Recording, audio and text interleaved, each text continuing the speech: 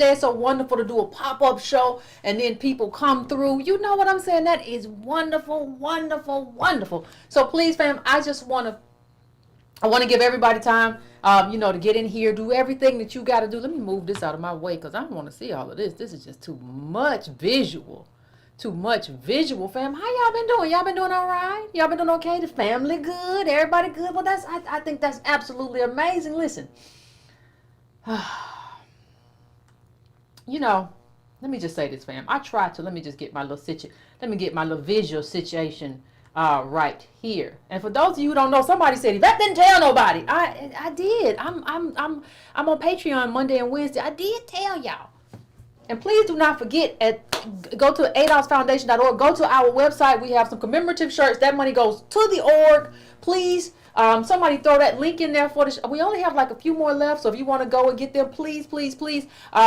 I just want to let everybody know that is my responsibility. Okay? Now listen, we got to get down to the nitty and the gritty of this thing, like old people say. Ain't nothing to it but to get down to the nitty and the gritty.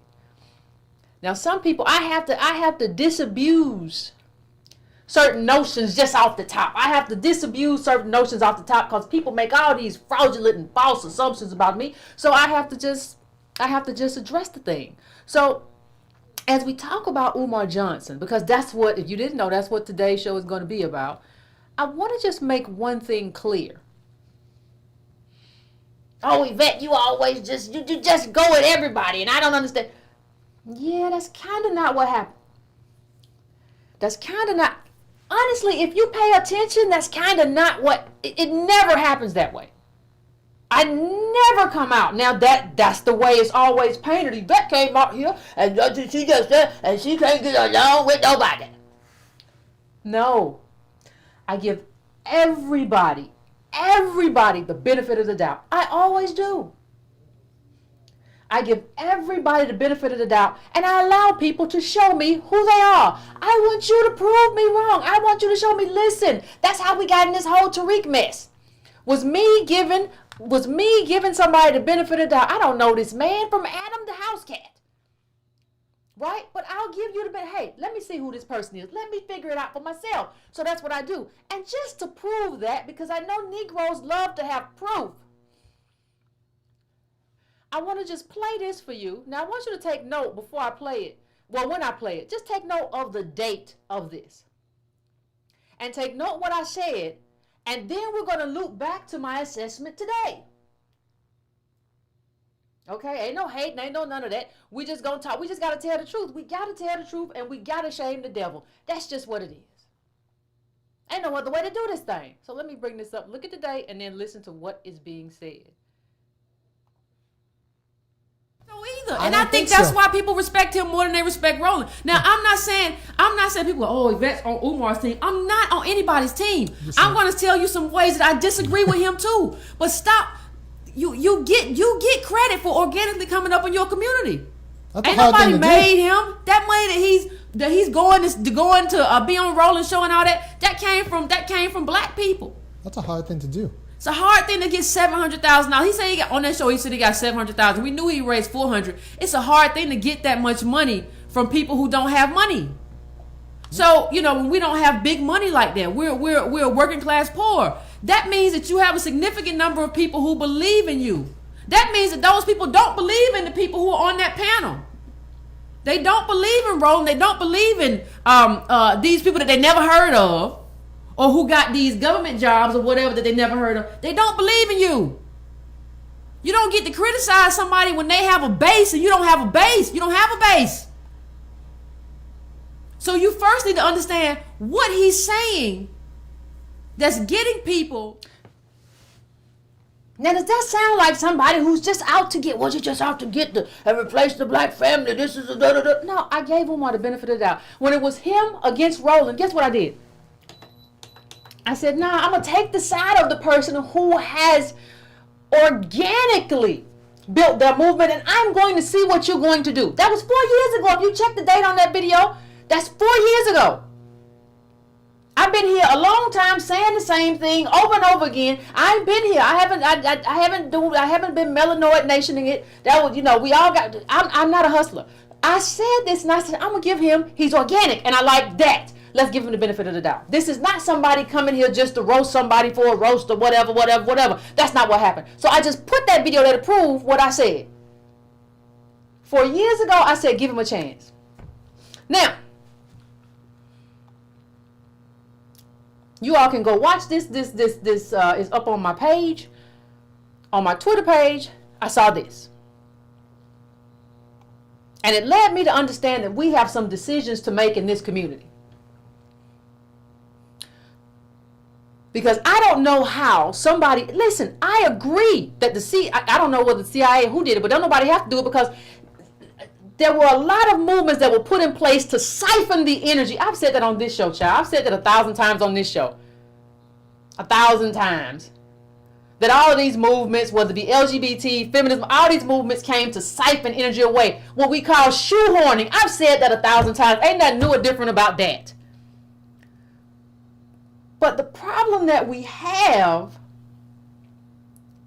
the problem that we kind of stuck with, and fam, don't delete nobody tonight. Just block them forever. Mods in here, block people for life. Like, don't. We too nice. We too nice to these people, and I'm taking souls now. I'm done. So what we have here is a failure to communicate. These Negroes don't understand that nobody elected them to nothing. Now, what do I mean? Well, he's talking right. He's talking. Go watch the video. Go watch the tweet. It's up on my timeline, that tweet. It's fine. Let me just say this. The decision that we have to make as a community is whether or not we're going to do political rhetoric or we're going to do political movement work. Wait a minute. Let me say that again. Are we going to do political rhetoric or political movement work? Because we got a lot of people real good in Twitter spaces and everywhere with the rhetoric that they have lifted from us, right? But they're not good with the politics. And who is going to be the ADOS gatekeeper? Who gets to decide who is allowed in? Because he said, well, with the LGBT, I have a problem because the kid might mimic what what you do, and I have a problem with you leading. Listen, I mean, LGBT who come out of heterosexual households think that's kind of funny. But the truth of the matter is this. This is the only truth, fam. Please pay attention to this. This is the only thing that you can do, and that is to judge people on their work. So, absolutely, you can call out Patrice Cullors, you can call out Alicia Gardner, you can call out all them people because their work, you know people by their fruit. That's the only thing that you are allowed to do. What you got to stop doing, you dodo birds, is you got to stop excommunicating people and kicking people out of the tribe, then saying, oh my God, they came back and sold out of the tribe. Yeah, they sold out the tribe because they never had any kinship with you, because you think you're the king of Negroes. You think you get to come in. You have never accomplished a thing. This goes for you. This goes for the pimp. Y'all have not done anything but talk and enrich yourselves. There is no school. There may be no museum, and I wouldn't care if there was. Go visit another one. Let these people do what they do. They talk.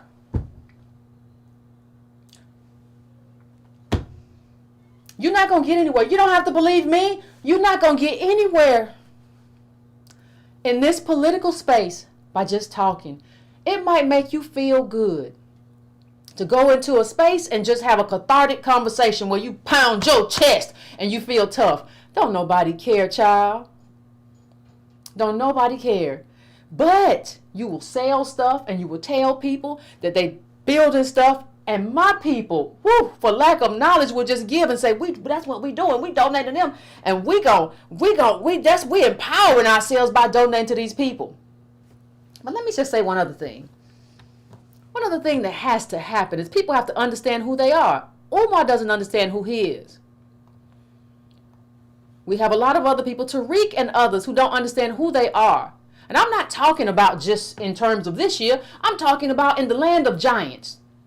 What I mean is that if you say, well, we can't have any of the gay community up in here, what do you say about Baldwin? I want to hear it. Because you can't carry Baldwin's shoes. I just want to know. Like, please tell me that the civil rights movement would have been better off had he not been there. I mean, worse off. Tell me that he was a problem. And then you say, no, he was actually good. That's because you judge him by his work. You judge everybody by their work. You don't judge people. See, y'all don't have no kind of training. That's what happens when you walk around worshiping Ogun and all these little strange gods. You don't know what's going on. Y'all don't have no kind of training in, like, how do you measure people? To the extent people get out of the lineage first lane, you can absolutely say that person is a sellout. That person doesn't deserve to be in this space, because this space right here is lineage first. It's not melanoid first. It's not melanin first. It's lineage first. You absolutely can do that. What you can't say as just some Negro in the world is that certain people can't be here in the community and think you get to define who is in the community. You don't get to do that. We didn't elect no Negro. We never elected you to do nothing or be nothing. I don't want you to be my president, my nothing. And listen, half these people tell you I'm not a leader. I don't do politics. Well, let me tell you something very clearly. Baldwin knew it. Every leader who we've ever had has known, if you don't do politics, you just don't get anywhere. I think the pimp knows it too.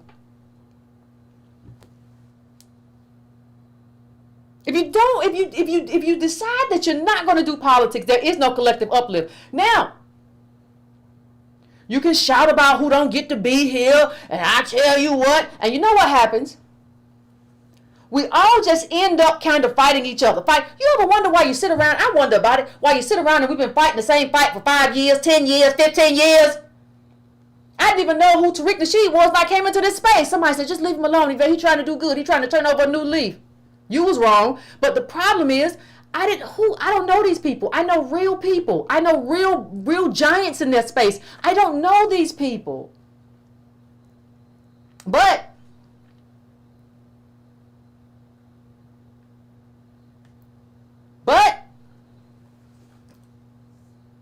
they're here.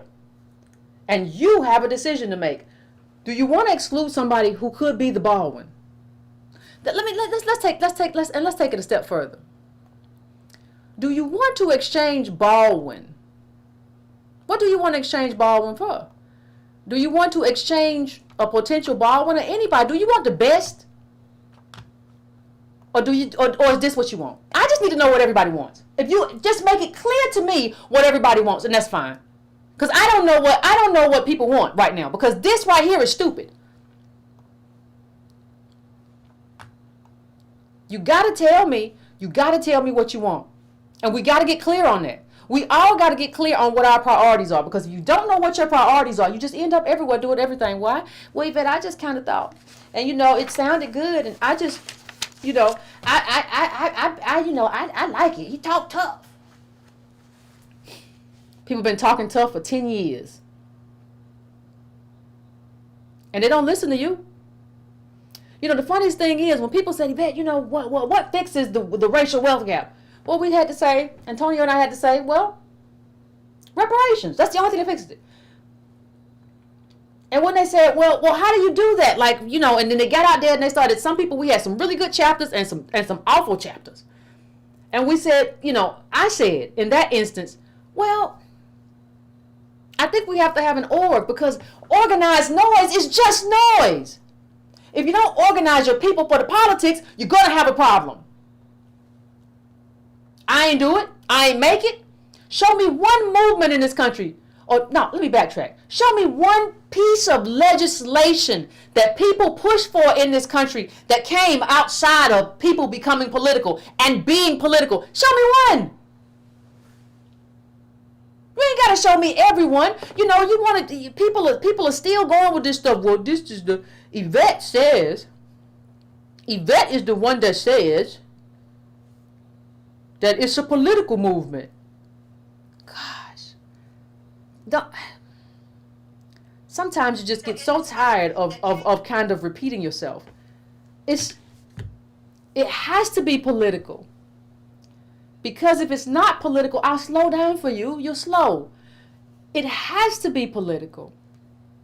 If it's not political, then it doesn't end in collective uplift. So it has to be political. It's political because it has to be political.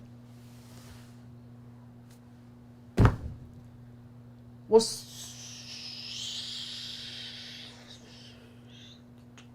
you just got to do better. Everybody just got to do better. Because you have all these little splinter groups, and let me say something. Splinter groups, y'all are all, except for Umar Johnson, who is Pan-Africanist, and we'll get to that in a second. Y'all are all the little wayward children of ADOS. That's all you are. That's all you ever will be, is little wayward children. You are nothing. You did not create yourself. I'm your mother, like it or not. You walk around saying my words, acting like you created yourself. Ooh, to hear my words come out of a pimp's mouth. Kumbaya pa. Somebody told me, you used his words. You used it. No, he used mine. Check the timeline. Ooh. Either it's real or it's not, family. Either it is real or it is not. Some stuff is real, some stuff is not. It's just what it is. It's just what it is. I know y'all are mad. I know y'all are, I know, I understand. But the question regarding Umar, he's been doing this a long time. He's been doing this a long time. And it's not just him. He's the best kind of example of that. But it's not just him. That's just the truth. It's not just Umar. It's a whole cadre of Negroes who sit at home and talk and think that because they talk good, Umar talk real good. He's a good orator. They think because they talk good that they control the levels of power. They don't. They just control you for reasons that I cannot understand. And it's just tiresome. Because we're in this moment, we're in this reparations moment that was built by ADOS. And we're trying to lead people to a collective uplift, and you all keep letting people, not my hardliners, I'm not talking about y'all in the chat, I'm talking about us as a group, allowing people who are talkers. They were talking a year from now, they were talking 5 years from now, some of them were talking 10 years from now. All they're going to ever do is talk. Just like all the academics are ever going to do is go write another book about slavery. We got enough books. We need to organize people to change what politics looks like for us.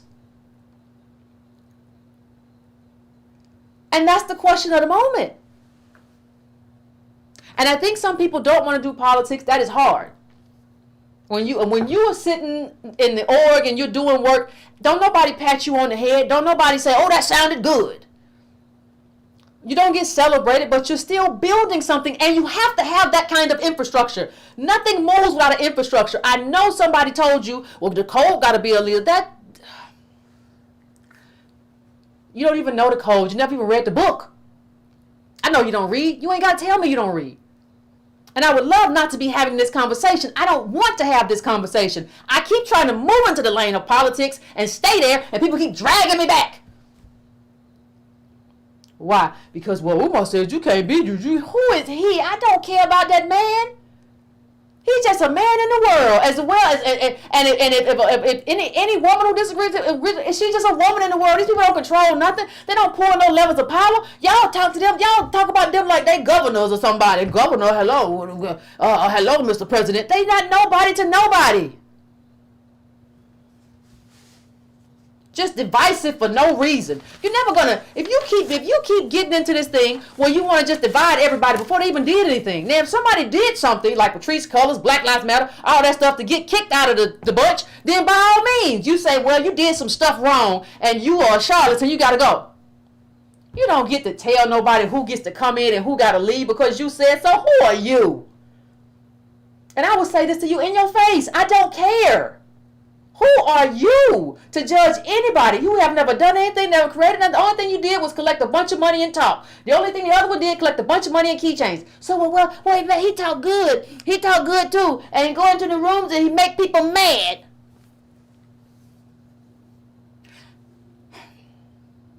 I would also argue, in terms of Umar, that, and somebody said this, I'm not in my thread, and it's true, that Pan-Africanism is a bigger impediment to what we're trying to achieve than trying to ferret out any LGBT that may be in the movement. Y'all stay doing that. Y'all stay, oh, we can't do that. We can't let any, we got to keep them out. And then when they go sell out, when they go sell out and do a Patrice Cullors, I can't believe they sold out. You were never in kinship with them anyway. You never even gave anybody the benefit of the doubt. You just like to feel good. You like to spread your mustiness around. You try. Child. I just want to know what everybody, like, I'm not going to go too long today. I just want to say something. I want to know what these people have to do besides talk.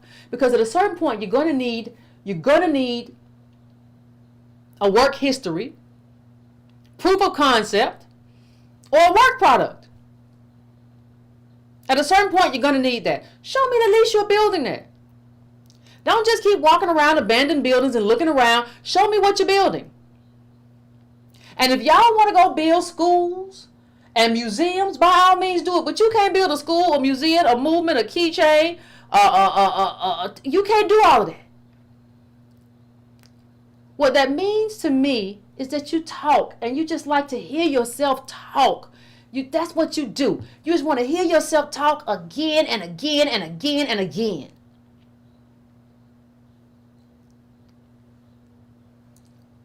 Rhetoric is important to any movement. Let me just say that. How I started, and I think how I won people over, was not just political education, it was the use of political rhetoric. I get it. At the end of the day, though, political rhetoric, when you talk about transformative politics, reparation of the black agenda, political rhetoric is not the end all and be all. Political rhetoric is a tool in your toolbox to get people on board with the kind of policy that you want them to push for. That's what it is. You are not going to have any kind of political uplift. Nobody's going to change policies. Nobody's going to give you reparations by being a member of a loud mob. It's just never going to happen.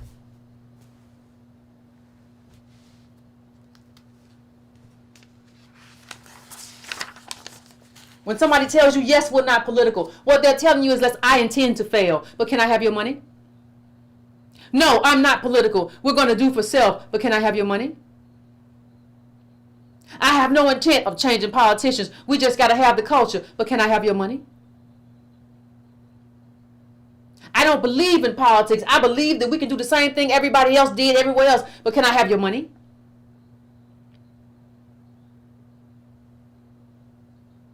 Either we wise up or we don't. I get a sort of a chuckle hearing somebody tell people inside the community they're excluded. That's very tribal. That's very Pan-Africanist of you. But it's kind of like, by what right? It's just a question. Because I want you to ask yourself if we could have done without this man. Hold on, let me bring it up for a second. You know, people love to talk. Well, I tell you.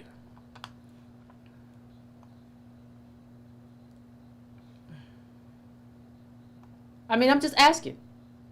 What do you think? You think we need Baldwin? He said this country was built by the... Joe Biden said this country was built by the middle class. Baldwin came out and said, well, I'm sorry, excuse me? I'm just asking the question. That's all I'm doing. Because, I mean, do you want to trade Umar for James Baldwin? Again, I'm just asking the question because the question needs to be answered. I haven't seen anybody, to my mind, let me see if I can bring something else up here, who has been able to answer that question with any kind of clarity for me. Well, Yvette, we just need everybody to be a part of the same thing.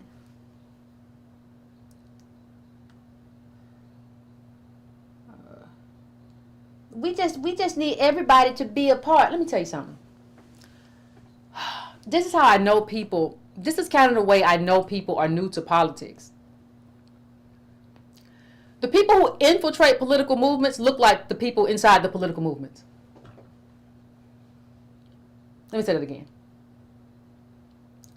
The people who infiltrate political movements are the people who look like the people inside of those movements, who act like, who have the politics. They infiltrate that. You cannot, if you are going to include everybody who is part of your lineage, if you are going to be inclusive to that extent, you know what that means? That means you're willing to give up everything. Because the provocateurs and the saboteurs and the sellouts are all in there talking like you and looking just like you. You have to have enough discernment to be able to tell them from you. Why can't we all just get along?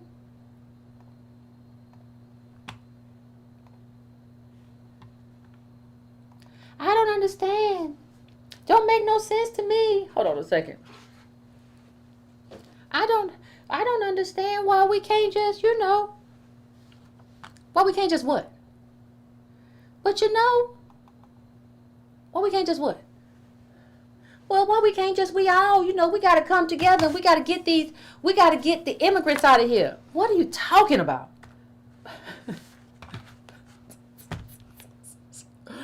Oh, first of all, y'all sound toxic as everything.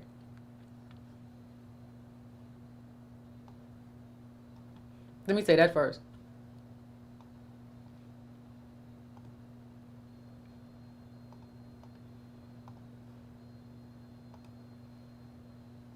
Oh, good old James. Toxic is everything. And that's the goal. One of the things everybody has been able to say about this movement is that we have been very disciplined. For the most part. Now, we've made some missteps ourselves. We've been very disciplined. But I said the last time I think I was on YouTube that this is a movement if you can keep it. Like during the founding of America by the racists. This is a country if you can keep it. This is a movement if you can keep it. If you can keep it. And part of that means discipline. Part of that means being on message. Part of that means you can't say everything you think. You can't say everything you feel. Now, it might be cathartic to have Umar say whatever he says, but you know what other people say? Other people watch him and say, yeah, that's that Hotep stuff. I'll never get down with anything he's talking about. It might be fine to go and listen to what pimps say. But you know what other people say? Yeah, this dude is toxic. He's making fun of Africans and their phones. I'm never going to get down with that. It just feels good, but you shoot your whole movement in the foot by aligning yourself with toxicity. And I believe that some of the people who have come to this movement, I know I'm going back and forth between a pimp and a Pan-Africanist, but I believe some of the people who have come to this movement have come here as poison pills to make this space so toxic that nobody will ever take us seriously. And it is what it is.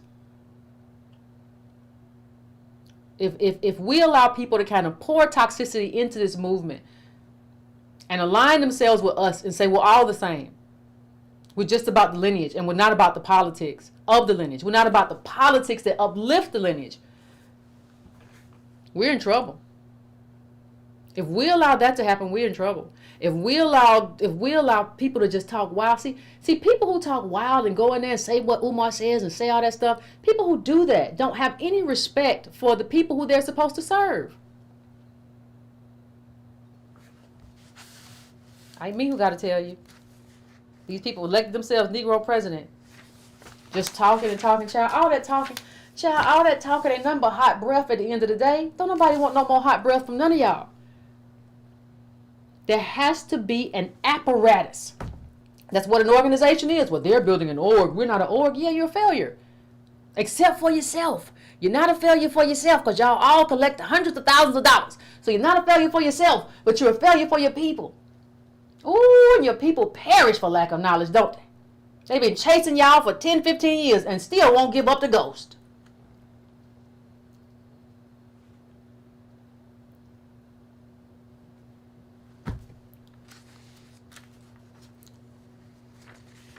And let's just talk about it. I brought up Baldwin, but you know, some of the people who are talking are also kind of parroting Barbara Jordan while saying she couldn't be allowed in anything that they were doing. Let me just read this really quick. Though a lifelong Democrat, Jordan staked out positions on immigration that would today make her pariah in her party.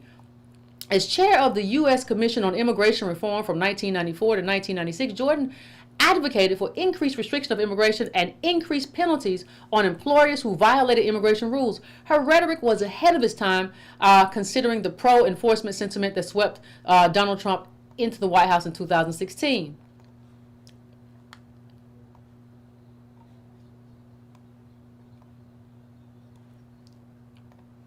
Under her leadership, the commission conducted a sweeping bipartisan review of U.S. immigration policy. In that report, informally known as the Jordan Commission, she debunked concepts of illegal immigration that have found support today.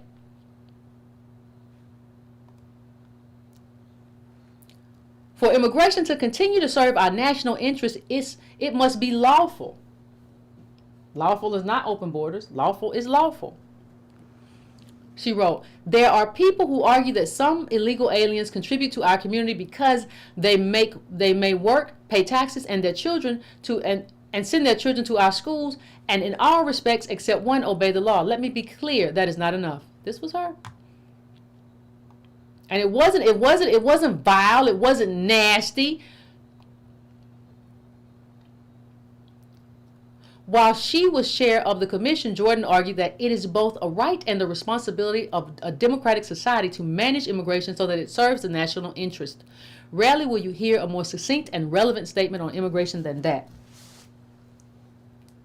So y'all are going to parrot her and say she doesn't belong here. It's just a scatterbrained mess. It's just a scatterbrained mess.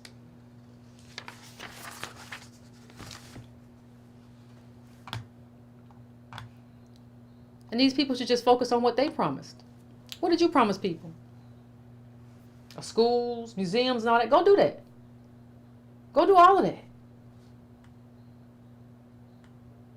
Politics is not your thing. It's not who you are. You're not good at it. And you're trying to convince. The worst part of this for me is to try to convince people that they don't need to be political when everybody's political. I remember, do y'all remember when Boyce used to say that? When Boyce Watkins used to say that the Asians aren't political? Y'all remember that? See, y'all don't ever go back and count the failure. We as a group don't do that. Y'all remember what he said? And he said, well, the Asians are not political, and that's why they're great. And then he wasn't the only one. And then come back around.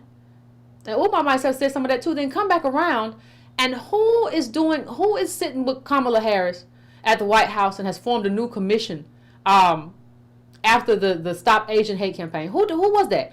Who was that fighting against affirmative action but the Chinese? Who was that? At some point, you have to come back around and you have to say, you know what? Even if I don't like Yvette, I can't stand her. She make my butt itch. Even if that is your sentiment, at some point you got to come back around and say, but you know what? She's right. She's been right. She's kind of batting 1,000. 5 years from now, all these people will still just be talking. And to the extent that they mess up, they'll say that they messed up because the white man got in their way and all you got to do is give me some more money. I got another thing I want to do. I got another project I want to do. I got a thing I want to build.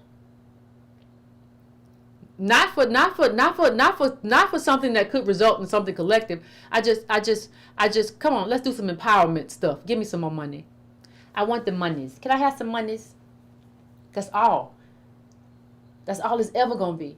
And some people have to just break out of the delusion that they can ever be anything more than that. That they can ever be anything more than loud talkers. That they can ever be anything more than bombastic voices in the crowd.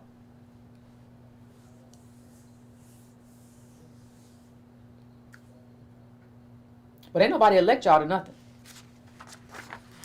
And at this moment in time, we can keep fighting each other. That's fine if everybody's want to fight everybody. If y'all are more, if we can just keep fighting each other and saying, I don't want no LGBT in here. That's the standard I done set. We can keep doing that. And it's gonna leave us in the same place. All of this stuff's gonna leave us. Which other way y'all wanna go? What other fights there been? Oh, it's been so many fights. It's been so many intra-ADOS fights. And then there's been so many other fights where you need to go and I. How long are we going to do this? We're going to never get to white supremacy at this rate. It's just talk. It's a joke. It's a funnel. It's a way to funnel money back to whatever you're selling. Whatever your next Indiegogo is going to be. Whatever your book. Nothing's wrong with books, but I don't have a problem with books at all. Not at all. But none of this stuff works in terms of collective uplift if you're not doing organizing. If you're not organizing people to take on their government and their lawmakers, it don't work. It's just talking. That's all you're going to do. You're just spinning your wheels. You are entertainment. And I think at this point we have to ask ourselves, what do we want? Do we want political entertainment or do we want political uplift? You cannot have both like that. Yeah, I guess he told him. Maybe he did, but who gives a flying fig? The work is the work. I'm sorry. I wish it were different. I really do. But the work is the work. Are you committed to the movement or the movement's rhetoric? You can lift something I said or something Antonio said all day long, but and you can add some insults to it. The question is, how many niggas gonna show up? Yeah, I guess you told him. I'm not in the 10th grade no more. I've been past that, and I graduated 10th grade too, 11th grade, 12th. I've been through with that. I'm not in that no more. I'm grown. I don't need to spend my time jonesing you. You know that's what we called it. And when I went to school, they was jonesing each other. When you make fun of each other, I don't need to spend my time doing that. I'm grown. I'm not 15 no more. Some of you all should have spent more time in high school, so you could have gotten the jonesing out of yourself and grew up.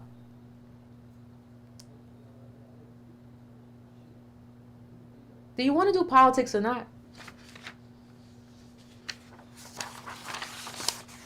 Because I do politics. I don't do just calling myself something for the sake of it. And I said this before.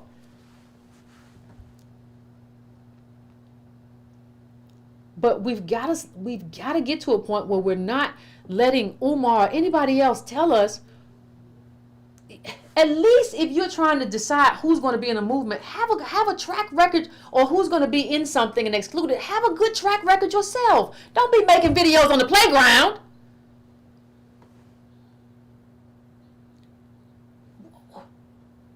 What are we doing?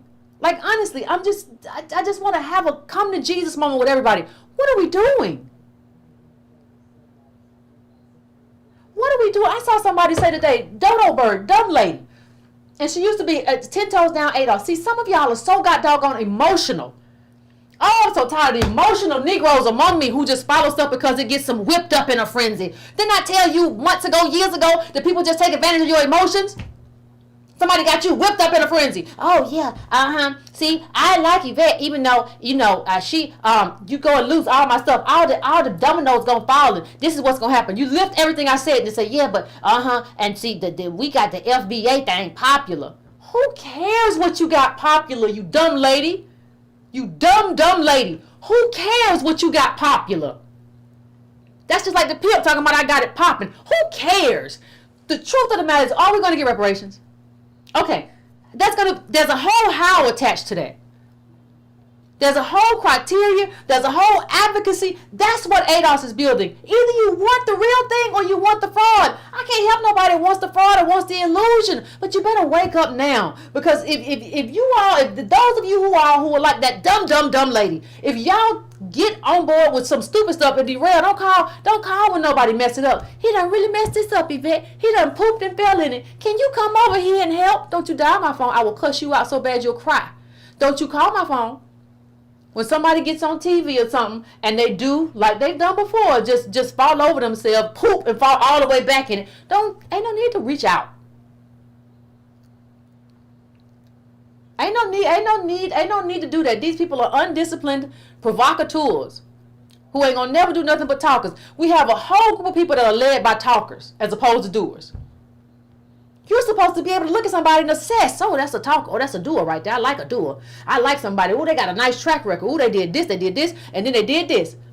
When you look at me, I graduated. I was talking and doing political education. Then y'all said, what's the fix? I said, oh, okay, that's the fix. They said, and then y'all said, well, what do we do? But I said, okay, let's do a movement.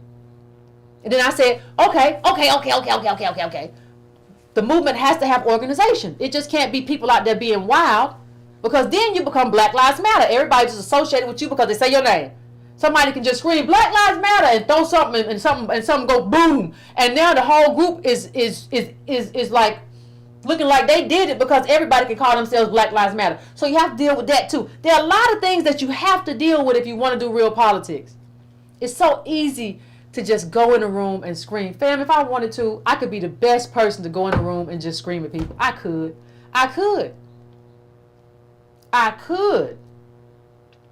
I just grew beyond talking and just yelling. I realized that that's not political uplift. Now, I needed that at first to get your attention and say, hey, pay attention over here or what we're talking about. This is important. But pay attention to people who just talk and they don't ever move beyond talking. There is no intellectual progression. Pay attention to that. They're saying the same thing that they said 10 years ago. People say, Vet, you said something different in 2016 than you said now. You doggone right. My brain works. It grows. It does stuff. If you saying the same thing you said in 2016, you might be a dodo bird. And every situation has context. So the context of a 2016 politics or a 2012 politics is not the same as a 2020 or a 2022 politics. You better change if you got working brain cells. You better adjust and move. Why would you want to follow somebody who does not know how to adjust and move? Do me a favor, everybody. Even you folks who like you just hate no who, hate no what. Ain't none of these people got nothing I want. I would rather not even be talking about this. Part of the reason to be on Patreon is so I don't have to have conversations where dodo birds show up in the chat all the time with one eye and a too tight flannel shirt on and shoes on, oh God, would you just go play video games? Go make an egg sandwich. That's what you like, ain't it? Captain Crunch. Go get some Captain Crunch in there for you.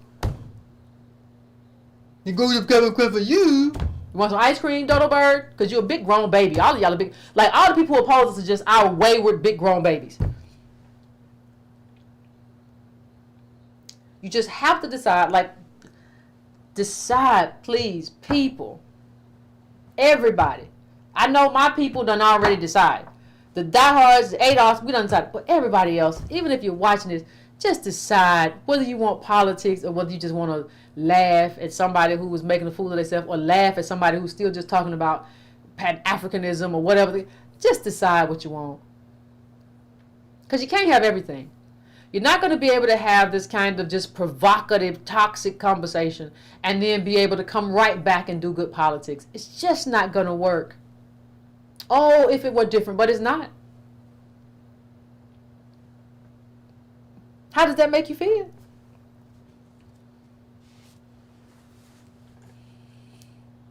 The wayward children of ADOS. And that's really, you know, that's really the basis of it. If you aren't serious about politics, then I don't know. I don't know what your child does. I don't know what you do. I don't know. And I don't care what Umar does. I don't care what I don't care what any of these people do. I'm concerned about what we do. This is a unique opportunity. ADOS has ushered in a moment I don't think we'll ever have again, where everybody is talking about reparations, and the energy is moving in that direction, and we have to attach the politics to that energy. See, the energy is here, and you have to caboose it and attach it to a politics that can do that work. That politics isn't attached to any kind of provocateur, any kind of comedian, any kind of Pan-Africanist rhetoric. This is national in terms of this is an American Negro issue. And we need to figure out whether we want to really do what we say we're going to do. Like, are you telling the truth or are you lying? Do you really want to do what you say you want to do in terms of collective uplift? Or do you just want to talk? Or do you just want to listen to a good speech? Hey, Umar does great numbers whenever he goes on interviews and stuff. Guess what, though? Nothing changes. Nothing happens. Really good at talking. A lot of people are really good at talking. Because they're so good at talking, y'all don't even realize they ain't never going to do no building. It is what it is. So give me a couple minutes, fam. I'll set up the phones. I'll take a few calls, and then we can get back. Then we can get back at it. I'll take a few calls though. But woof, it's a crazy time. Ain't it a crazy time? Everybody better get their stuff together. That's all I got to say. Be back in a few minutes, fam.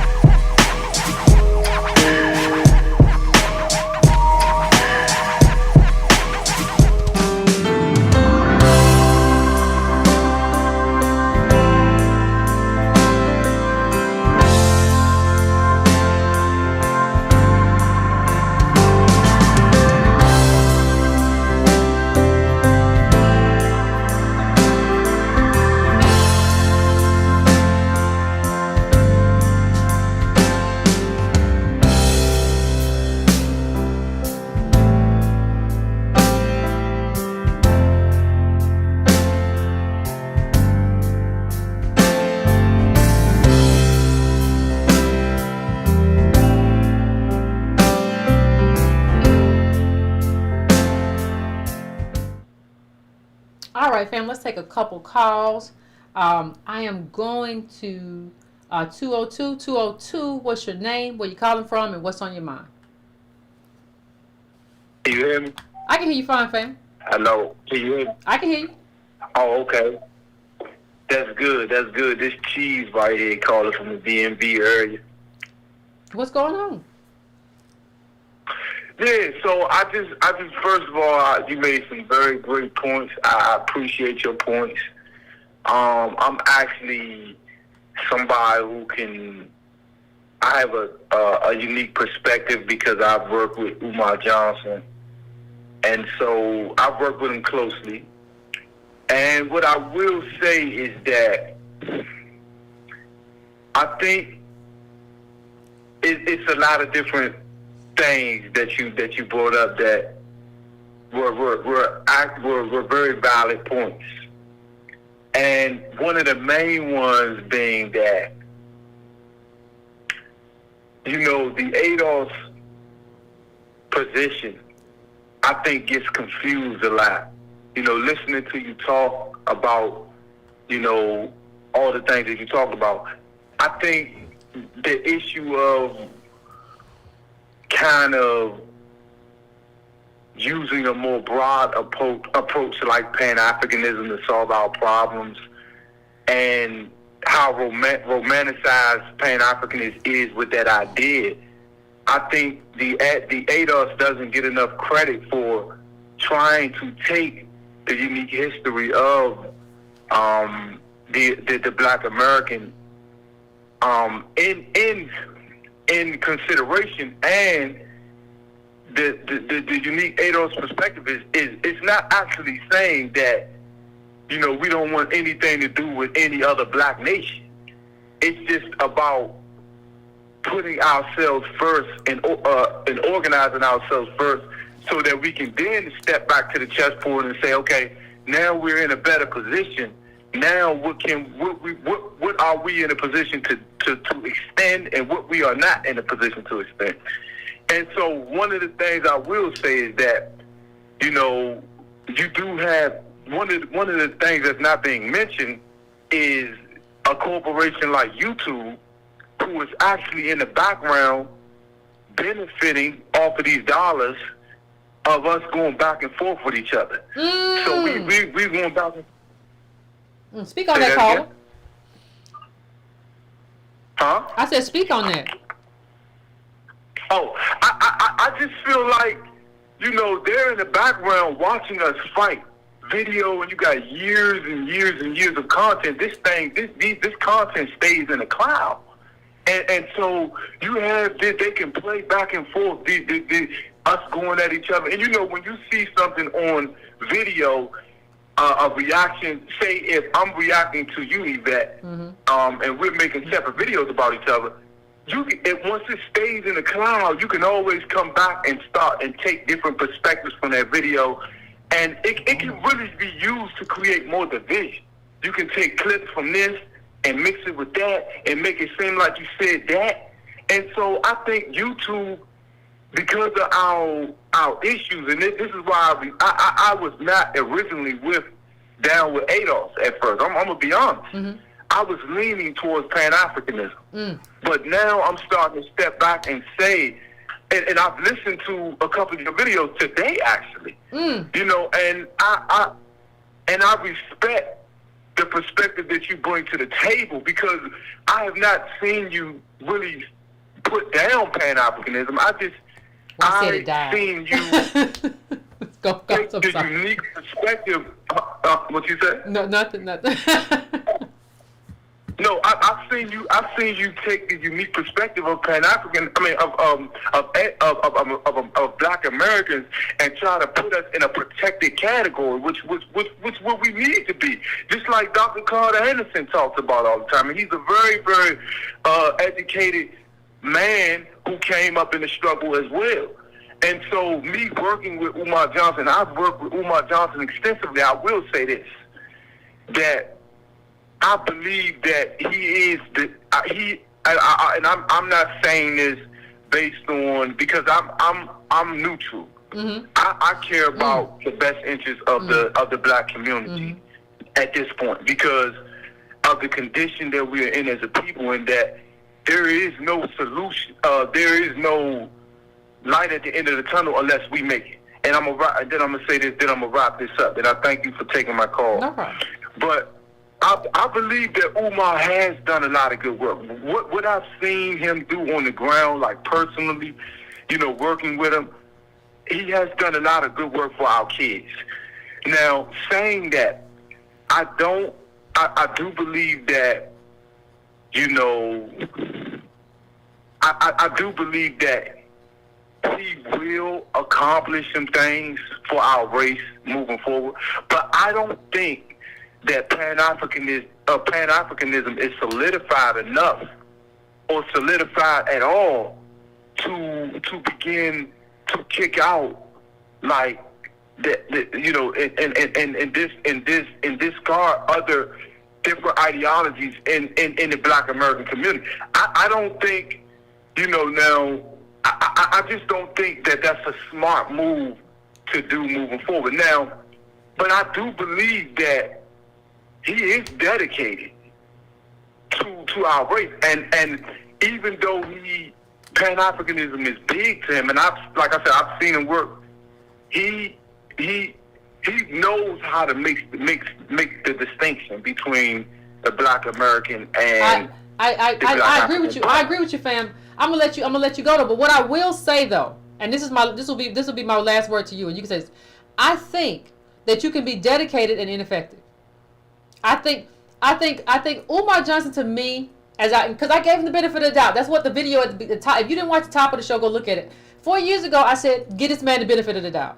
But you can be dedicated and ineffective. We have, it's funny, people like Umar will say that they don't like corrupt preachers or something like that. But like that's who you are. You're a preacher. You're great at oratory, and you may very well love your people. That doesn't mean that you have a path forward in terms of how to make your people better, right? You can have all the love, but you have to have a path forward, and it can't be exclusionary. You can't tell whole groups of people like you can't do this, and this is what I don't want. You have to build the thing that you do want. That's what you have to do. That has to happen.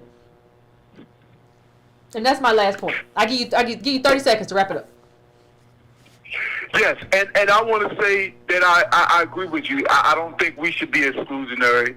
I think ADOS should not be excluded from the conversation just because they don't agree with Pan-Africanism.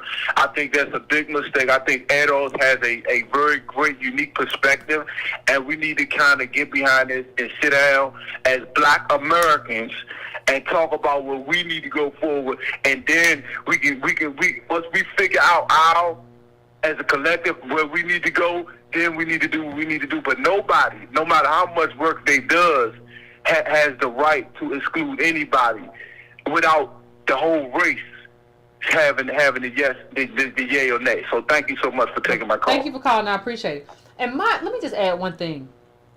When you say Umar has done a lot of good work, you can even do. I'm not gonna speak on the man's life, his personal life, but you can do work in whatever community that you live. That doesn't mean anybody should follow you though. Like you can do good work in whatever community that you are a part of. I'm talking about locally. That does not mean that somebody should follow your lead anywhere. So if you were a good, and I question, but if you were a good counselor at a school, or if you have done good work in terms of making sure that little Black kids, especially little Black boys, don't get put into special ed, that may mean you can do good work in that corridor. That does not translate into being a leader of people, right? That does not translate into leading people into a better life through some kind of collective uplift. And people are in the same position year in and year out, and year in and year out, you tell them, well, we just got to build, we just got to do for ourselves, we just got whatever. All these people have been saying the same things for 10, 15 years or however long they've been around, and ain't nothing improved for their life. For your life, the only people who have been improved in their financial position are the people who've been saying that. The financial position of us as a collective has not been improved. And that's because they won't tell you the truth. And the truth is that kind of uplift only comes through political advocacy. And with something as big as we are working towards, it has to come through a collective effort. And the only thing they want to use your collective effort for is for their pocketbooks, it seems to me. That's what it seems to me. Now, Umar may be different. He may just not have a plan. That's still not an effective leader. You have no plan. You're just out here talking. You are a pastor. You are a pastor for Pan-Africanism. And you are a pastor for, and you sound good. I wouldn't tell you that Umar can't talk. I'm just telling you what talking is not going to feed you. It's not going to feed your child. It's not going to put your child through school. It's not going to put us in better communities. It's not going to keep us from getting killed by the police.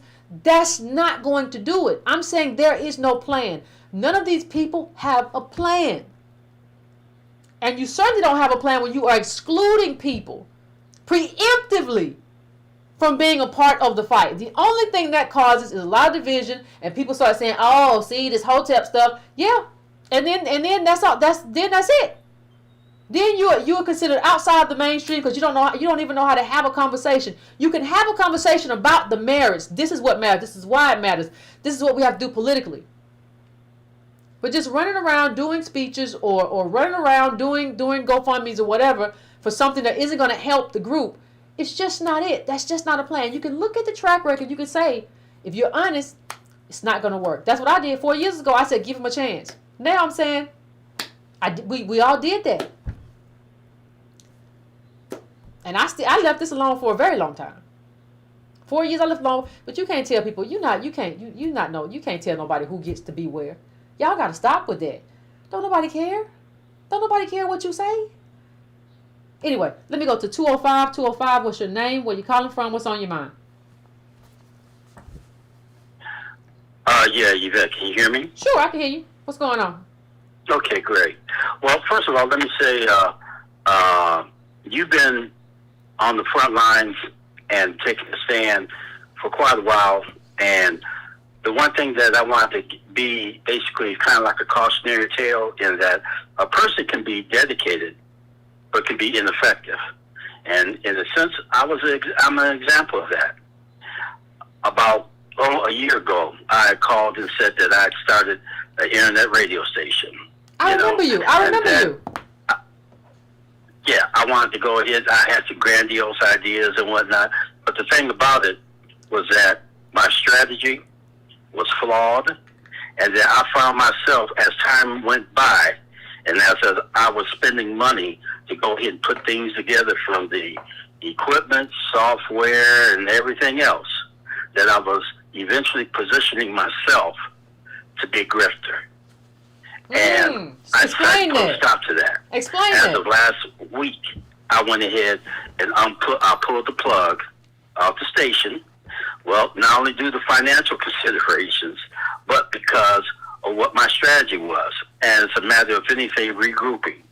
But the thing is that going back to one thing that was said, what you and Tone have done is that you have crystallized the identity of what the American of African descent and whose ancestors are here. You have crystallized through the definition of ADOS who we are. And that will stand from this point on. Now, as for me, I hold myself accountable. And the one thing, oh, by the way, my name is Dale Mauro. I'm from originally Battle Creek, Michigan. Okay. And I say that because you say your name every day, your first and your last name. I do. We have people calling in and wanting to use their first name. Well, okay, that's by choice. But I'm using my first and last name by choice so that if anyone who may happen to know me by listening to this program, because I put out a bunch of your clips on my Facebook postings, okay? I want them to know that I'm taking a stand and I'm standing for myself and that there's no confusion as to who you're listening to.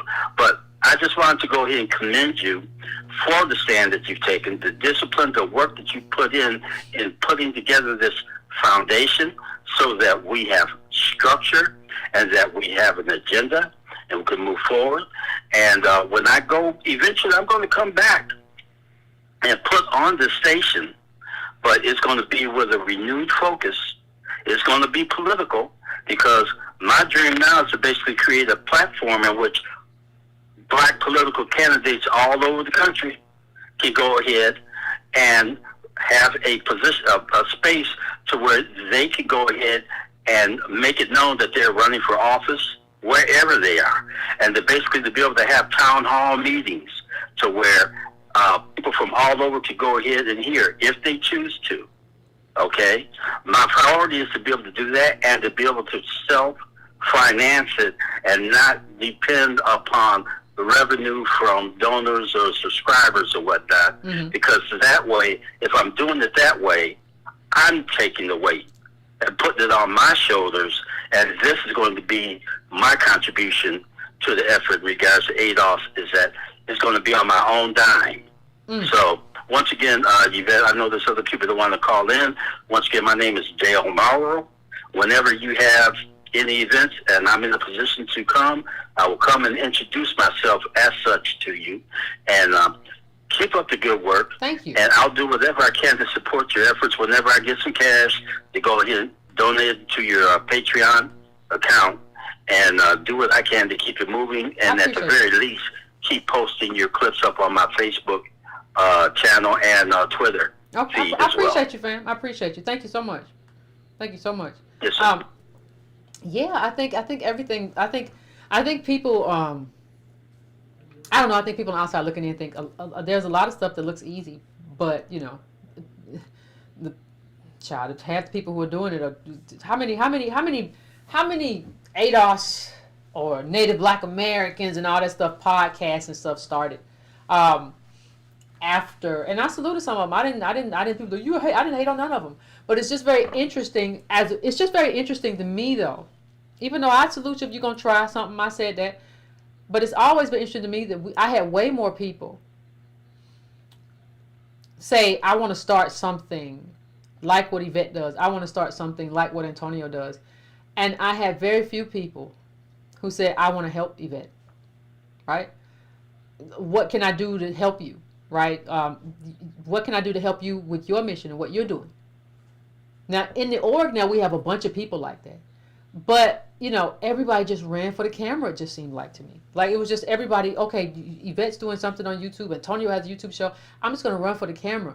I'm not going to try to help the mission. You still have those people out there, those little wayward children of mine. It's almost like Antonio and I had a bunch of little wayward babies, and they all running stuff thinking they grown. It is what it is. Anyway, let me go to 206. 206, what's your name, where you calling from, and what's on your mind? Hey, it's 42. I thought I might have the chance because it's Sunday, and I still feel like I got lucky because it was so quick. I was just motivated because I'm a Pan-Africanist, and I look at it like I think the best way I could sum it up is a sports analogy. ADOS is a player you play if you're trying to win.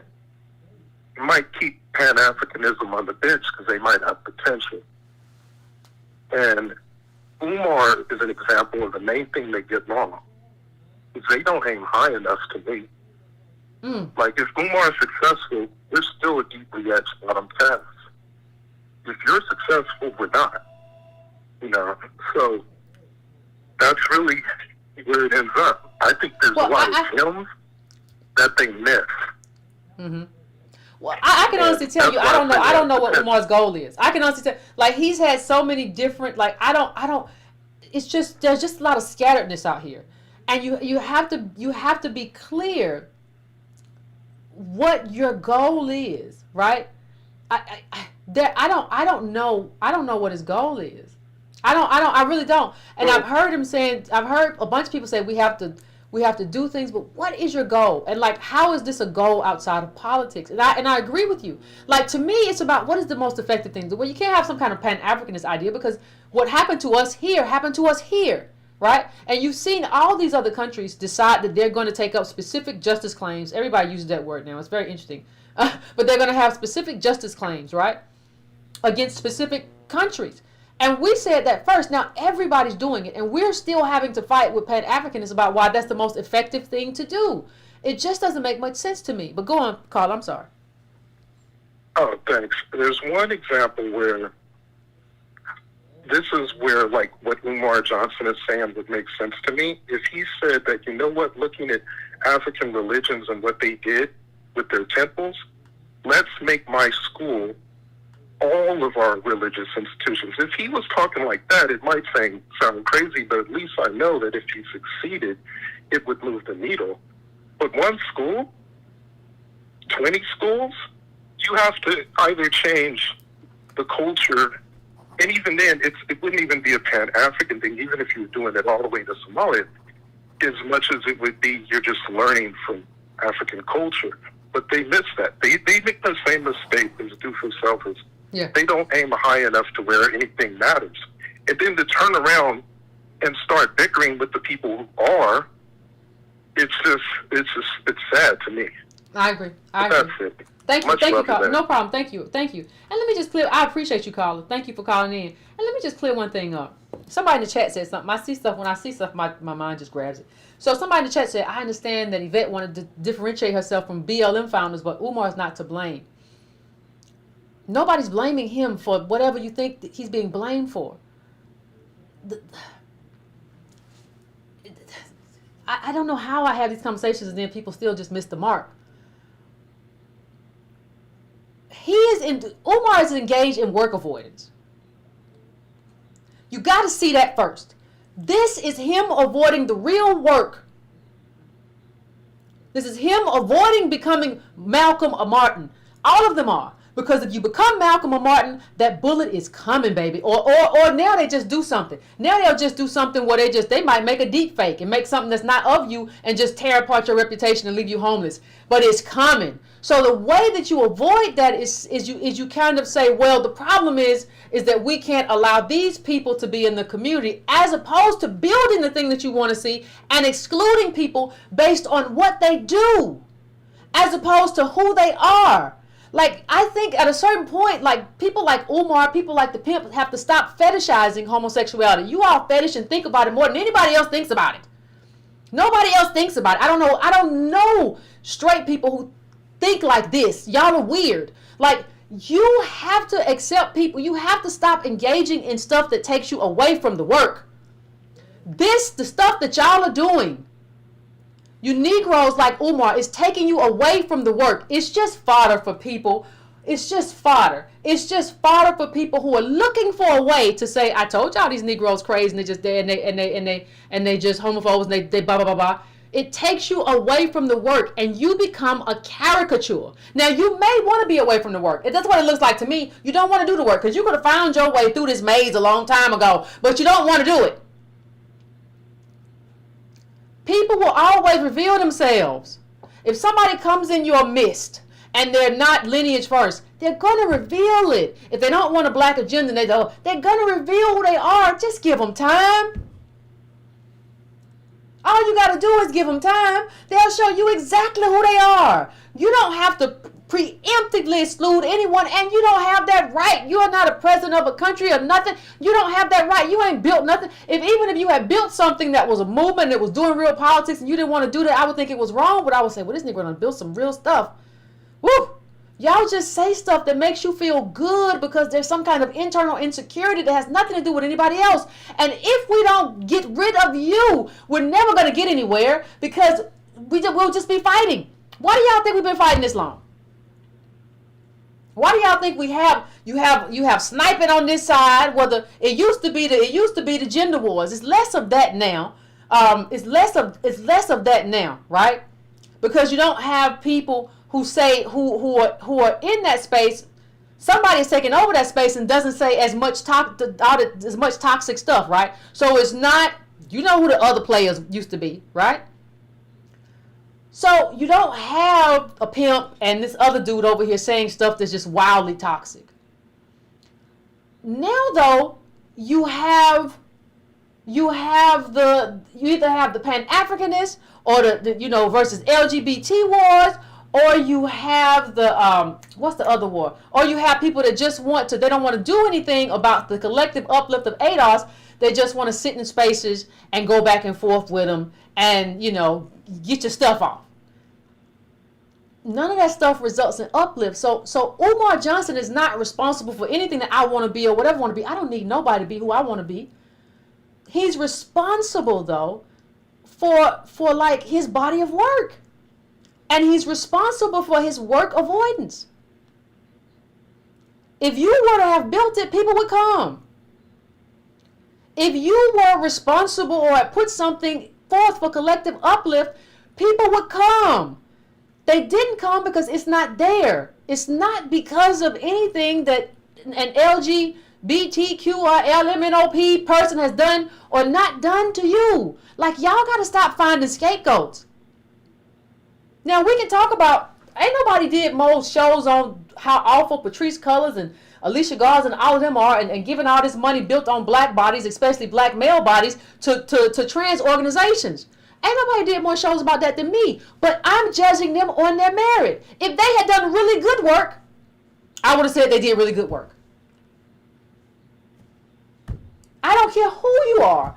If you are effective and if what you are pushing forward is about collective uplift, I'm always going to judge you on your work. I'm not going to judge you on anything else. I don't even have that right. I've said before, I'm not even going to come in here and talk about anything that Martin Luther King did when he was in bed, even though they taped him doing all that kind of stuff. That's not my business. That's not my business. My business is not what he did laying in the bed. My business is what he did when he was marching or what he did when he was with LBJ. That's my business. I'm interested in his body of work. Those of you who are interested in somebody else's bedroom are interested in work avoidance. That's what I'm saying. I'm happy to have cleared that up. Now, I'm going now to 617. 617, what's your name? Where you calling from? What's on your mind?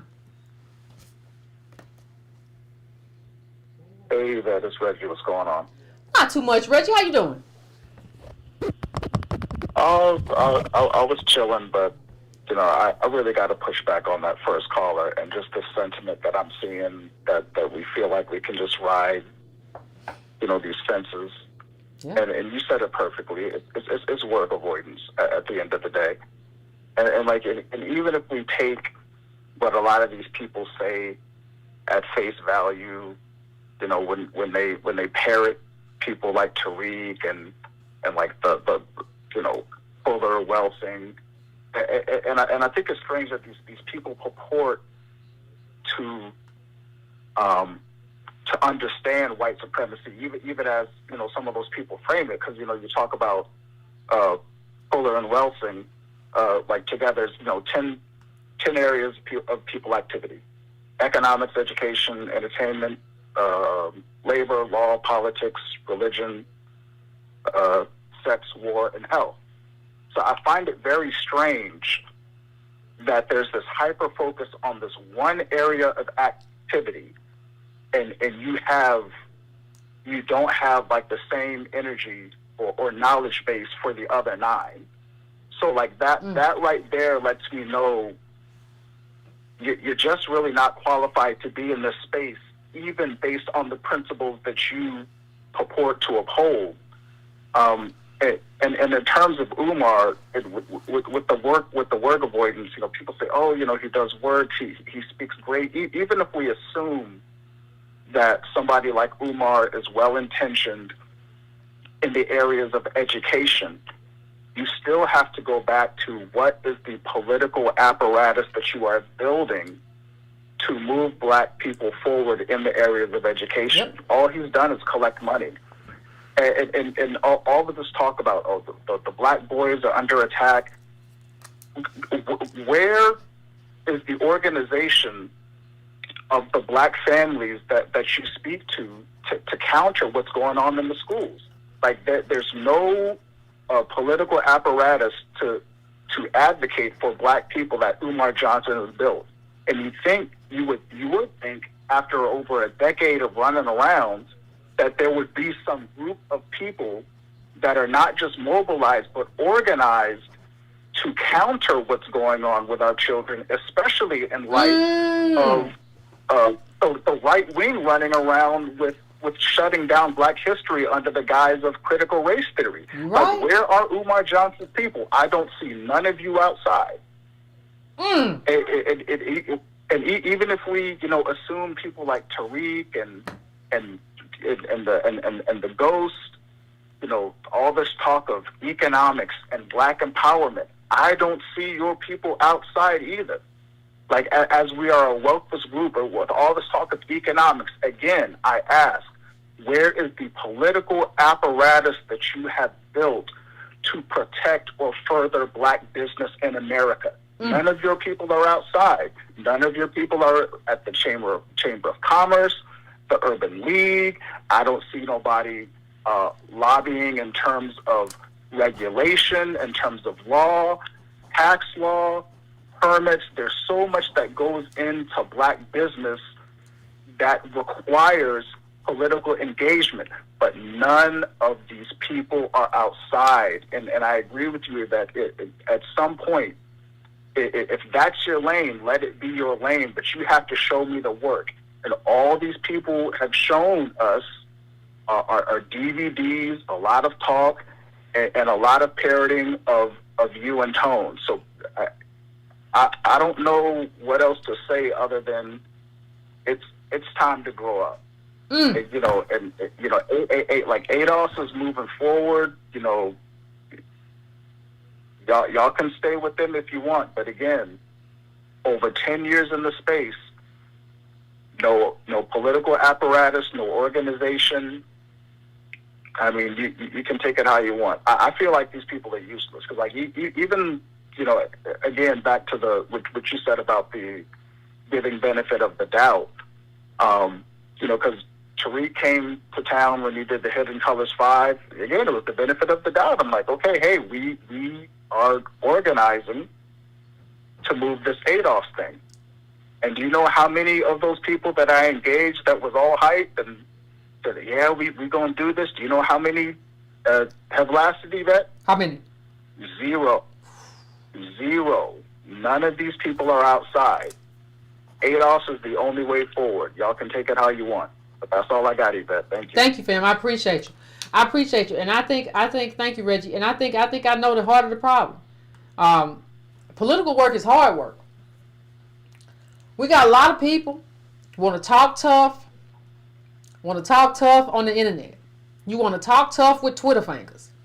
When I tell you to get in here and write something and build some processes and develop a legislative strategy, we only get a few. And I love the few that we have, but we only get a few because the rest of y'all just want to talk. Y'all want to hide behind laptops, right? And I'm talking to out there in general. And let me just say this. I can't be the only person everybody holds accountable. I get held up accountable. Yvette, what are chapters? Now I understand it. I want to be held accountable, but it can't be just me. It can't be just me. Y'all would not accept from me half the stuff y'all accept from these Negroes. You would not do it. You would have got me out the paint a long time ago. I got to work twice as hard. Oh, that ain't twice. What am I thinking? 10 times. They don't even work. They just who can show? These people don't even do no research for when they show up to talk. When I show up to talk like this, I knew what I was gonna say because I was just like, I just gotta say something about this. It's been going on too long, and too many people are like, oh, what is this space? This Twitter space. But they just show up and babble, and y'all be like, yeah. And let me just say this: Umar is good at talking, but you gotta ask yourself, is talking enough? And who is building a political apparatus? Well, we don't need no politics. That's what Boy said. Asians don't do politics. Everybody said everybody's wrong. Everybody does politics. Some people do it quietly, behind closed doors. Some people do it loudly in terms of movement and marches. But we need a movement, and this is the moment for that movement. And we built the space for it through reparations. We built the space for this, right? And now is the time when you build a door, when you build an entryway. It's time to walk through it. But you can't walk through that without politics because politics is what allows that to happen. And that's why it happens that way with every other group. Now, if you want to tell me that that ADOS is going to be the fairies or whatever that don't have to walk. They can just flutter on top of the door. I'm going to tell you you're a fool. And then you're going to get mad at me and say, Yvette called me a name. Well, see, that's quite the conundrum. Let me go to 803. 803, what's your name? Where you calling from? What's on your mind? Hey, Yvette, this is Mark from Asheville, North Carolina. How are you? Pretty good. How about yourself? I'm good. Hey, I'm back from Vermont. And I joined the show late because, you used to be like Tuesday and Thursday like clockwork. So I was always able Monday to and keep up Wednesday, with but you. yeah. I'm a long time listener. I go back to listening to you when you were with Ironman. Mm-hmm. And I just wanted to know, in Asheville, where is the closest place that I can go and be a part of the foundation? And I mean, I'm 60. I'll be 63 this summer. Okay. And I believe totally in what you and Tone have done. Oh, good. And your message is clear. I've said this before. You're the clearest voice that we've had since Malcolm X. And where can I go to be a part of the new foundation? Well, stay tuned, fam. If you want to join HQ, if you have a specific skill, you can message me, and for those who don't know, we're also gonna have some call to action soon. We did one for the policy team. We have policy team, media team, resource and development team, outreach team, compliance team. We have a bunch of teams inside. Just to give you a heads up about that. And we're going to have a few call to actions to be inside the org.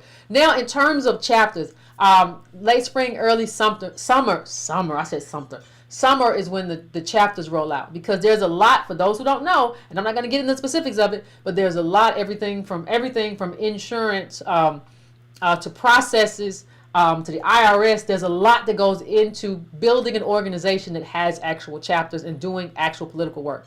So I will announce that, though, fam. When we start rolling those out, I will announce that, and I will announce each new area or city. We have an algorithm that we're using. Shout out to the people, a person in the org who came up with that to decide to decide on the metrics for which city comes next in the rollout. So, but just stay tuned. When that happens, as it happens, even though I'm mostly on Patreon now, I will come here and I will put it on my socials. This is the next rollout and what that looks like. But before that, we will have a groundswell, which is a community of people, and we'll have trainings and all of that stuff, just to make sure everybody's on the same page. But I will keep you updated about all of that stuff as it happens. Okay, let me ask you one other question. Do you still get emails at editor@breakingbrown.com? Yes. Okay. Well, you better keep doing what you're doing. I mean, I've listened to you and Tone for years now. Like I said, I'm 63 years old. I have learned more from y'all than all the books I've ever read, and I've read quite a few. And I mean, you guys are wonderful, and your message has not changed. It's consistent, and it rings true. And there's just no grips with y'all. And I mean, you can be trusted. And for everybody out there that's listening, these are our people. And, I'm just ADOS all the way every day, because it cleared up who I was. And, I can look at my DNA and see Ghanaian and Nigerian and all those things. But guess what? I'm from New Jersey. I don't know if that's a rape or what it is. I don't know if that person sold me or what. Mm-hmm. But I do know that I am ADOS, and that history deserves our attention and our honor. Absolutely. I agree with you. Thank you, fam, so much. And I will absolutely keep you updated. Thank you so much. I appreciate you. I appreciate you. Thank you so much. And listen, let me tell you something. Listen, Fawcett Media, you stay out of my background. And yes, that dog got a squeaky toy. Y'all hear too good. The equipment is too good around here. But before you couldn't hear nothing. You can barely hear me. But anyway, yes. He do. She do, I mean. It is what it is. Okay, let me go to, I'm going now to 682. What's your name? Where you calling from? What's on your mind? Hi, Yvette. Hey. I'm a long time watcher, just like the previous caller. And I'm in Texas. I live in Texas. I just woke up from a nap. So when I saw Umar Johnson, I've heard about him before, but I had to call in. It's unfortunate. Umar is a great speaker. Mm-hmm. He does have skills with working with schools, but unfortunately, I reached out to him many years ago for help for a child, and he was advertising. I guess he'll give you some advice. I paid the fee, never got a call, email, and that really, hurted me. I'm sorry, that really did hurt me. But I had to come to the realization that unfortunately he is of this Hotep group that is all about, getting money, hustling, scamming, and we have to move on from that. I've been moved on from him. I will say that since I've been watching you and Antonio more, I know how to talk to people who are from different countries. Like where I work at, I had a guy tell me that black people in the South are not like black people from New York. I think he was trying to say black people in the South are not as outspoken, and they're kind of rough as I've heard throughout my life in New York. They're kind of outspoken and kind of rude. And he was saying that we don't deserve reparations, but I put him in his place real quick, and he didn't expect that. I will say a lot of us African Americans or AWS people, if we don't have the experience like working with the immigrant or doing business with an immigrant, and you see how you're treated by them, we don't really understand what's going on. But I've worked with a lot of immigrants, and they're what I see as hiding in plain sight. They come in looking like you, but they're not like you. I remember watching your show years ago, talking about the Opera Black Girl, and I told my niece about her. Like, why is her show not about being an implanted Nigerian child, which would have been a great story? But no, she want to act like she a girl from what? Or a girl from around the way. No, that's not you. You are that's not someone you. of an African background. I'm getting off subject, but all these topics, like the previous caller said, has led up to you all being in person at the protest. I think it was DC, where I see ADOS on my TV screen. This is not just lecturing circuit. So the things that you all have been talking about are tied into politics, and ever since I've been watching, I've been on board. I don't watch your videos a lot anymore, but I'm always on code, and I don't let anyone try to talk down on me about reparations. It's something that we're owed. Period, point blank. But as far as Umar Johnson, and unfortunately the likes of their Brother Polite, they have these strange backgrounds, and they have these self-agendas. It's very unfortunate. You watch these people, you have hope, but it's just a whole bunch of mess, and it's just a whole bunch of them getting themselves right financially. And that's about it. I didn't really want to have that experience when I reached out to him. That was like in 2016, 2015. But when you advertise the service and you don't respond to that person, who paid the money, I think it was like $50 or $60. That's called scamming. That's called hustling. So, and then I hear about the school and the money from the school. It's this is all speaking to somebody's character. So we don't have time for that. It's all about politics, and white people operate with on politics. They lobby, they put their money together, and while we sleep, they doing things that cause the likes of George Zimmerman to do what he did, rubbing elbows with people and making moves while we sleep to pretty much further put us behind. And I'm hearing about, I saw about when they want to give those immigrants who voluntarily chose to come across the border, but they don't want to give us anything. So I always think about like when President Obama was elected, and a lot of our older generation, the boomer generation, they were very happy. All of us was, but I really prayed that it's in my lifetime that we'll get reparations. And when it happens, it's going to shake up a lot of stuff. You know, I agree. I can only think about. No, I'm sorry. Go ahead. No, go ahead. Go ahead. I'll let you have the last word. Okay, I can only think about like in the early 2000s, I started working as a young adult, and I just felt like something just don't seem right. I'm working and working, and I ain't getting no damn where.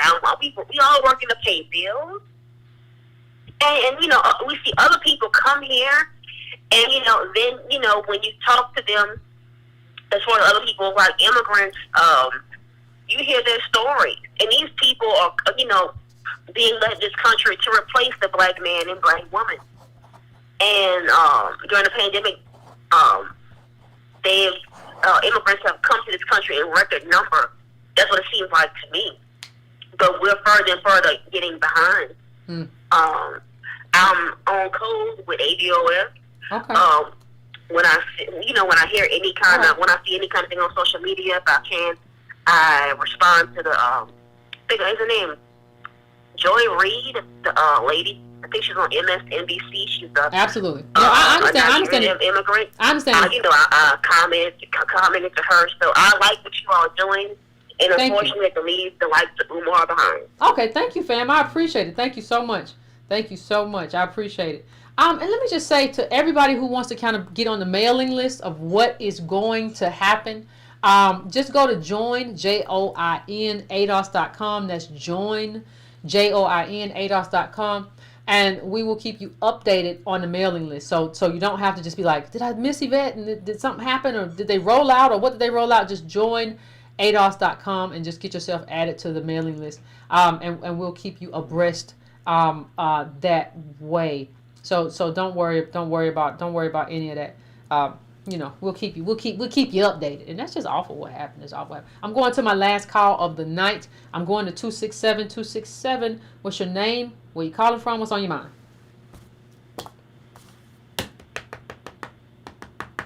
267, you there? Oh, yes. Hello. Hey. Hey, I'm sorry about that. I was waiting on speakerphone. Okay. Okay, so hi. I'm a long-time listener, back from when you were doing your show with Iron Man, Tone and all of that. Okay. I'm in Philadelphia, Pennsylvania, so Dumpster Fire Central. That's where I'm at. Basically, since the Biden administration has been in, I used to have to do all of this begging and pleading and trying to explain to people the numbers, and now, miraculously, everybody just understands in my circle. Like, all of my family has just collectively woken up, and now they totally understand. But, I got to do my share of local organizing and things like that. But things kind of just fell apart once the pandemic hit. And then I have some health problems. I have a husband. He has health problems. Oh, I'm sorry. We've even had to, that's fine. What can you do? Our health problems are just from living black life in America. Even we just talked about that. We have 4 children. So we're just basically focused on trying to get them introduced to the political side and trying to get them ready, because I'm just going to be honest with you, we don't even know how much longer we may be around. And, we was just having some very real conversations and looking at the ADOS life in America and then in our little area of the country. And so I would just try and recommend that people with children like ourselves try to, try and get some foundational stuff like that so they can at least have some of these breadcrumbs of knowledge, so they're just not starting politically from zero, because we got to be from zero with everything else. So at least they're not politically starting from zero. And I would just hope everybody just really take after their health and try to hang in there the best they can. Absolutely. And I'm not going to say that I regret having my children, but I'm sorry, Yvette. You were saying something. I was just saying the same thing that I was just echoing what you said, in the sense of, you have to do every day. Like you have health problems, so you and your husband, so okay, this might go bad. But I think for other people too, you don't even know, a car accident, anything can take you out. And I think you have to, I think you make a very good point, is that you have to leave your kids with a political education.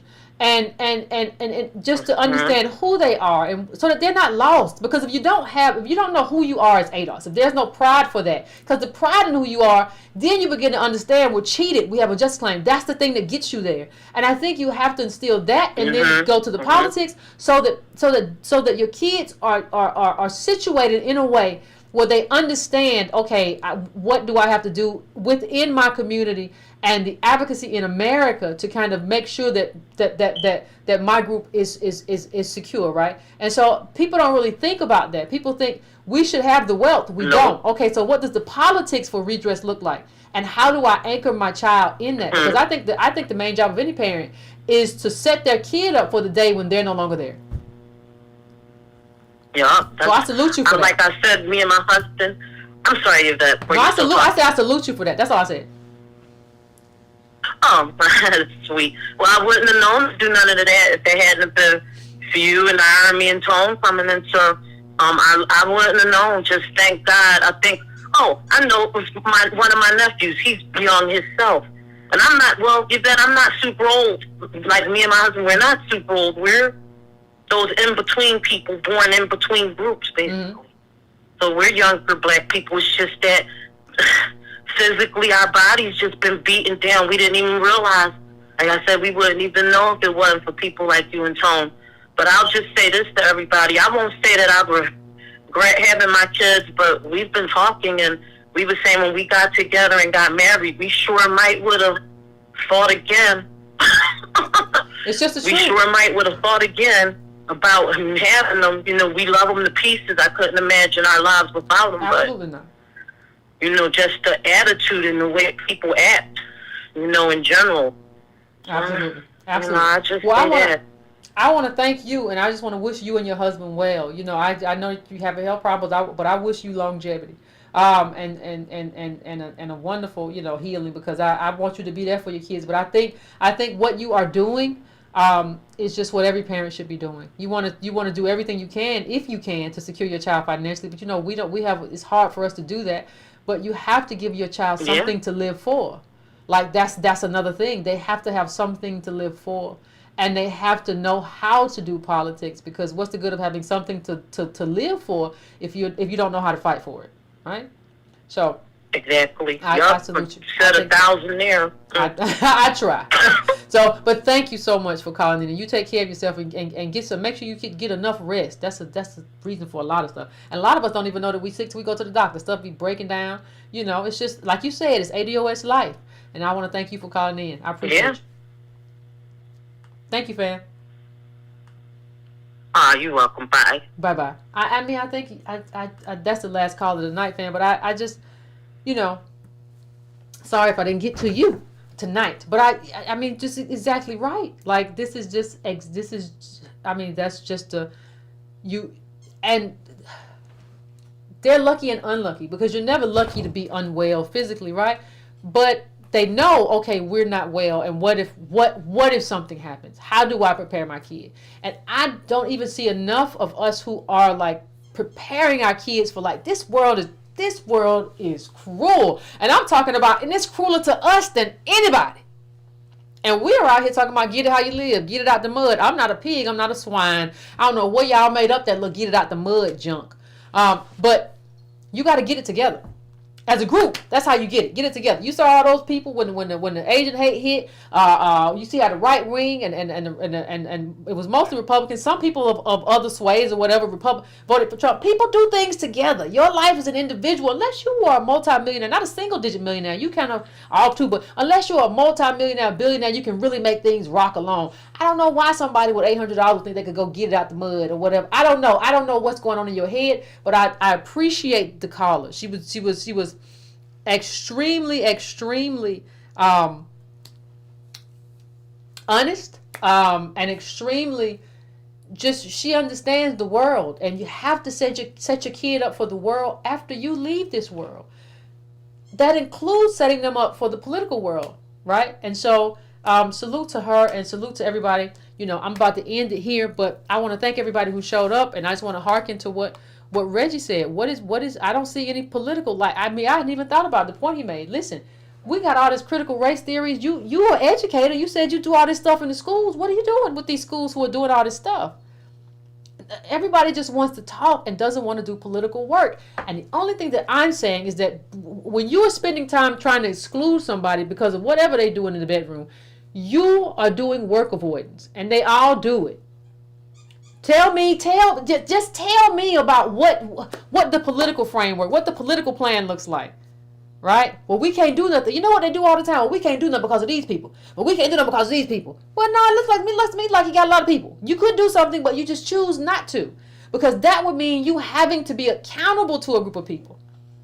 Like if you're president of an org, you are accountable to the people inside the org, the people you serve, or whatever. There are mechanisms of accountability. These people do not want to be accountable to anybody. They just want to collect money and say stuff to us that makes us feel good. And we just... Yeah, he told him, or yeah, that's right, Umar can talk. Yeah, they can, but how does that help you? And you got to start thinking about yourself.